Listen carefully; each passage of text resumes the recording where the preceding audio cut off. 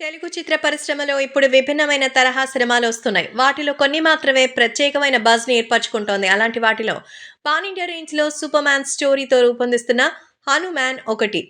Socio fantasy జోనర్‌లో తెరకెక్కిన ఈ చిత్రంపై అంచనాలు ఏ రేంజ్‌లో ఉన్నాయో ప్రత్యేకంగా చెప్పనక్కర్లేదు. తనదైన టాలెంట్‌తో విశేషమైన గుర్తింపును సొంతం చేసుకున్న దర్శకుడు ప్రశాంత్ వర్మ తెరకెక్కించిన చిత్రమే 'హనుమాన్'.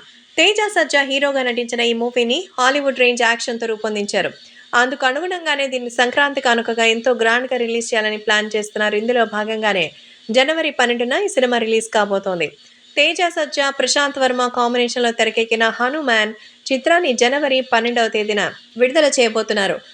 ప్రస్తుతం ఈ చిత్రానికి సంబంధించి సూపర్ స్టార్ మహేష్ బాబు 'గుంటూరు కారం' సినిమాని కూడా మరి అదే రోజు రిలీజ్ అవుతోంది.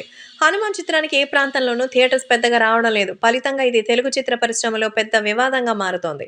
ఎన్నో అంచనాలతో రాబోతున్న 'హనుమాన్' చిత్రానికి థియేటర్స్ విషయంలో అన్యాయం జరుగుతోందని చర్చలొస్తోంది. ఈ క్రమంలో ఎంతో మంది చిన్న సినిమా కోసం తమ గొంతును వినిపిస్తూ ఉన్నారు.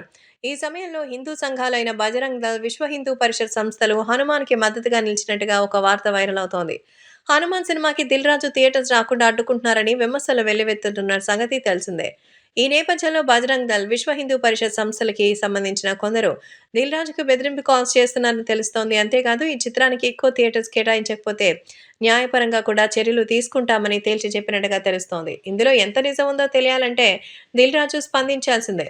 ఇదిలా ఉంటే 'హనుమాన్' మూవీలో అమృత అయ్యర్ హీరోయిన్‌గా చేస్తోంది. అలాగే వరలక్ష్మి, శరత్ కుమార్ సహా పలువురు కీలక పాత్రలు పోషిస్తున్నారు. ఈ చిత్రాన్ని ప్రైమ్ షో ఎంటర్‌టైన్‌మెంట్స్ బ్యానర్‌పై కె. నిరంజన్ రెడ్డి నిర్మిస్తున్నారు. ఇక ఈ చిత్రానికి అనుదీప్ దేవ్, హరిగౌర, జయక్రిష్, కృష్ణ సౌరభ్లు మ్యూజిక్ డైరెక్టర్స్‌గా వర్క్ చేస్తున్నారు. మొత్తానికి మహేష్ బాబు 'గుంటూరు కారానికి' అలాగే యంగ్ హీరో అయినటువంటి 'తేజకి' ఈ ఇద్దరికి సంబంధించినటువంటి పోటీ అంటే కాస్త మరి హాస్యాస్పదంగానే ఉంది. అంటే ఎవరి జోనర్‌లో వాళ్ళు మరి మంచి అసలు 'మహేష్ బాబుకి' ఎవరితో కంపారిజన్ లేదు. అలా అని 'తేజని' మనం తక్కువ చూడాల్సిన అవసరం లేదు. మనకిక్కడ కావాల్సింది కంటెంట్. ఒకేసారి 'బాలకృష్ణ', 'చిరంజీవి' సినిమాలు రిలీజ్ అయినప్పుడు 2 సూపర్ డూపర్ హిట్‌లయినట్టు ఉన్నాయి.